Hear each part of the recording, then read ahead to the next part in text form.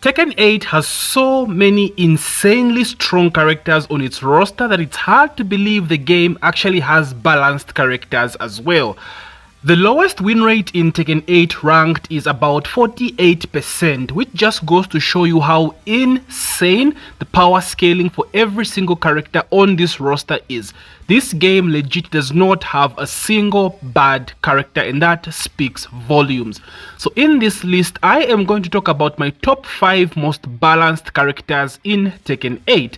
Now keep in mind, just because I say the character is balanced does not mean that character is weak. Like I said, there is literally not a single weak character on the Tekken 8 roster. Furthermore, just because the character is balanced does not mean they are not strong as well. A character can be called balanced but is mad strong at the same time. Take this with a grain of salt, because at the end of the day it is my opinion, very subjective. You're free to disagree or agree with your boy. So with that said, let's jump right into it.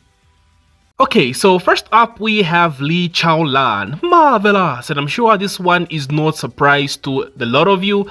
Lee is a very well balanced character in Tekken 8. He is strong, but the problem is 80% of the characters in this game just have way too much bullshit, and Lee just can't compete. So I would say he's a very well balanced character. Like when you look at Lee, like the character does have strong tools, right? One of the best counter hit tools in the game, one of the best defensive tools, the best keep out, the best 10 frame punisher in the game. He has an identity to him, right? He is strong in that sense. But when you look at Lee in a bullshit point of view, like this character does not have any cheap stuff, right? Like when you compare to a character like Lars, for example, in Heat, or even Brian in Heat, Claudio in Heat, when you look at Lee, bro, he just has nothing. He has nothing. They gave him 2 really good strong moves in Heat for Season 2. They gave him down 1+2 +6 mid that can take you into Heat, so that can take you into Hitman stance. But Lee, thank God, does not have like strong 50-50 mix-up. So these tools are just for pressure. If the down 4-3+4 knocks down on normal hit for like big ass damage, 0 on block, and is a very strong ass homing move.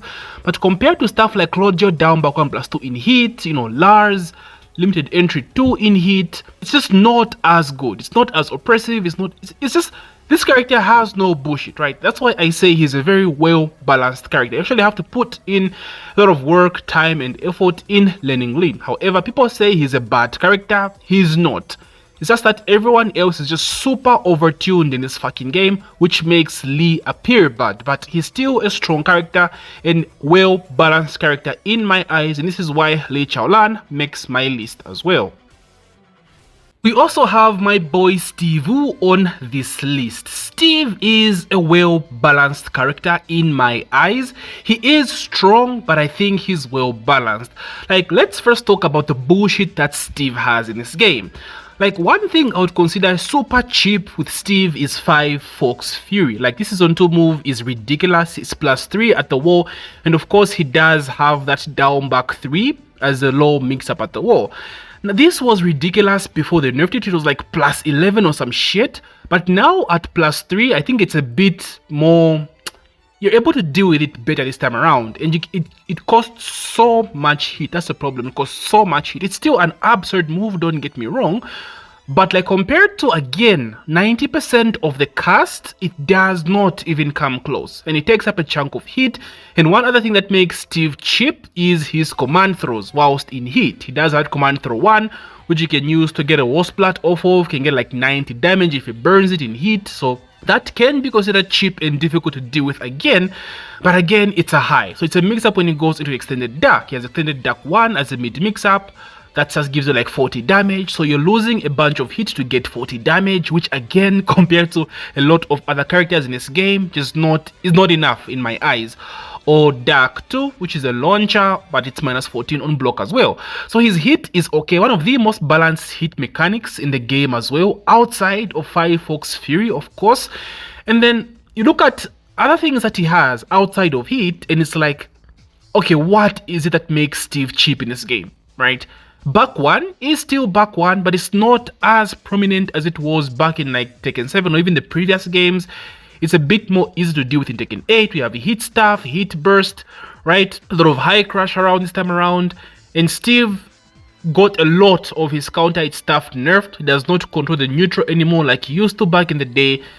And his lows suck ass. They've always sucked ass, but like having bad lows now with counter hits nerfed, it's like you feel like you're always playing catch up with this character, bro. It's so hard with Steve now, and that's why I think he's one of the most balanced characters in this game as well. But again, guys, he is strong, still mad strong. Hera, Newman Sage still doing work with Steve, but again, they're just better options in this game right now. Drag also makes my list, and man, this character has had quite the journey in Tekken 8, man. Like how the mighty have fallen, so to speak. Like Drag is still strong, we still see him at the highest of levels, with Atif still playing him, Ulsan still playing him, making good placements. He is mad strong still. Again, I really have to emphasize on this point, guys. All these characters are still super strong. Remember, 48% win rate is the lowest win rate in ranked. 48%. That speaks mad fucking volumes. So yes, every character is still mad strong. It's just that, yeah, the rest are just so fucking insane. Like these guys don't even compare. Drag is legit playing old school Tekken, bro. Like heavy fundamental gameplay right now with this character. You look at him and it's like, man, this character is actually like really well balanced as of right now. Like no super bullshit stuff he has. He's still mad strong, has insane frames, his hatchet kick is still insane, down 2, you know, mad pressure running 2, but like he's still linear, you can step his running 2, you know, down 2 is still only -1 as well. Like I look at Drag and I'm like, what makes him so cheap right now? There is nothing. Like even his hit mechanic, bro, the pigeon roll setups are like super annoying, super difficult to deal with, but he actually has to get into a good situation to implement that Okizeme at the wall, right? Not even at the wall, like even mid-screen, even like mid-screen with a strong aerial tail speed into pigeon roll mix-ups. Like if you look at a character like Claudio, right? Claudio just has down back 1+2. You just throw it out. If it hits, you get a launcher. If it blocks, it's -9, right? But with Drag, you can't just spam tackle in the open. That shit is slow, you get launched. You have to strategically place those pigeon roll mix-ups. That's what makes Drag different, and that's why I say this character is now balanced. No bullshit, bro. Like, let's be honest, this character has no bullshit. Strong moves, yes, but like cheap shit? Nah, Drag has come a long way, and I actually love what they've done with this character. They've brought out more of his martial art, you know, the grappling factor with like back 1+2. Like I just love what they've done with Drag, and that's why I feel he is balanced right now in season 2 as well. Kazuya also makes my list. Now this one, most of you might disagree, but dude, I feel Kaz was actually better in season 1. Maybe I'm wrong. The thing about Kaz is he's always been good, but he's just been left behind in season 2. Whilst most of the characters in this game were getting a ton of bullshit in S2, Kaz did not get any like super cheap stuff, bro. Let's be honest, Kaz does not have a lot of cheap shit. The only thing that comes to mind with Kaz is maybe down 1+2. People do complain about this law, but like even so, it is still linear. It's not as strong as Jin down 2, which still is fucking ridiculous. The tracking on down 2 Jin still needs to be gutted, by the way. But Kaz down 2 is very linear. The other thing that's cheap about Kaz, in my opinion, is his demon pole. Forward 2. I still complain about this. This kills his identity, you know, it kills his hell sweep, forward 3 mix up, you know, back 4 for tracking, or standing 3 for tracking. Forward 2 completely throws that shit out of the window, especially in hit because he does get the extension with the laser. But outside of that, Kazuya is actually pretty well balanced. Very difficult to play neutral with this character, does not have very good panic buttons outside of like what EWGF, down forward 2, which is punishable. But outside of that, it's very difficult to play Kaz in this state of the game, dude. Like, all my days, I actually feel a type of way for Kaz mains, because you do have to be like, you have to log the fuck in with this character, bro. Dealing with other bullshit in this game, all my days. Like, even his hit is just like a really good hit mechanic, kind of like Drag. Very strong moves in this game, but most of the stuff can be dealt with, can be countered, you know. Nothing too game breaking basically, and that's why I think Kaz also deserves a shout out for being one of the most balanced characters in this game in Tekken 8. And closing out my list, we have Fakum. Now, Fak has been out for just over a month right now, so it still might be early on just saying how strong this character is. I know Pakistan think he's strong and not as balanced as everyone says he is, but like, dude, when I look at this character, and I've played a lot of Fak, right? If you look at this character, it's like, he does have strong stuff, but everything has counterplay, dude, right? Everything does have counterplay to it, even his hit stuff. He's got bad lows. His lows are strong, ridiculous fucking range, bro. You just can't go out of range of this character. You actually want to be close to Fakum. His lows are insane, but like they're all -14. They are linear. He's actually very linear in general, and most of his homing moves are all high, so sidestep duck is very effective against Fak. Even his Rama stance, which should guarantee him a 50-50, most characters have a lot of ways to get out of that. Yoshi can spin. If a character has a good backswing blow like Lars, Azocina, Raven, that's a very strong option that beats a lot of his options from Rama stance.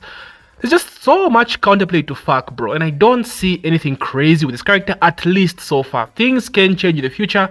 Maybe Atif can pick up Fak and just blow everyone up and, you know, put him on the map like he did Anna, so who knows. But as of right now, dude, yeah, nah. This character has a lot of counterplay. Only thing he has going for him is damage and range as of now. But outside of that, yeah, you can deal with him easily as long as you know the matchup, and doesn't really have like any bullshit, to be honest. Yeah, Fak for me is pretty well balanced as of right now as well.